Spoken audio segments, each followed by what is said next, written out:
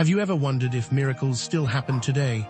In ancient Israel, one miracle proved that nothing is impossible with God, not even death itself. This is the extraordinary story of how the prophet Elisha brought a young boy back to life. In the village of Shunem lived a wealthy woman known for her kindness and hospitality. Recognizing Elisha as a holy man of God, she built a special room in her house where he could stay during his travels. This generous act would soon lead to an unexpected blessing. The woman had no children, and her husband was elderly. Moved by her kindness, Elisha promised her that within a year she would hold a son in her arms.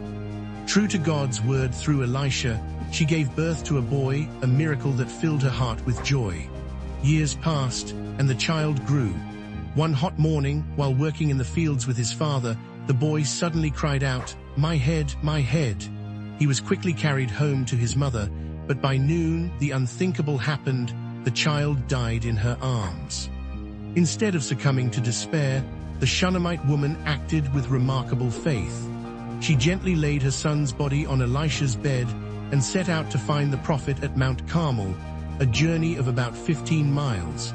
When Elisha's servant asked if all was well, she simply replied, "All is well," showing extraordinary trust in God's power.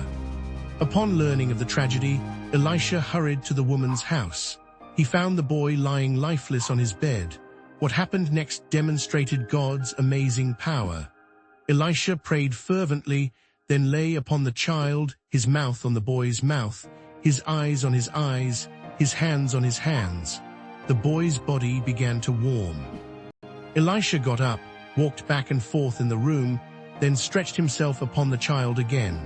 Suddenly, the boy sneezed 7 times and opened his eyes.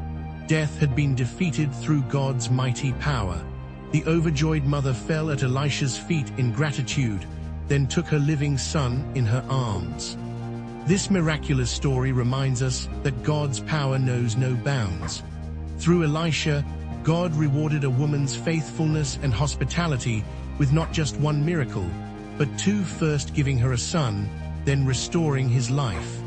It shows us that even in our darkest moments, God can bring light, life, and hope.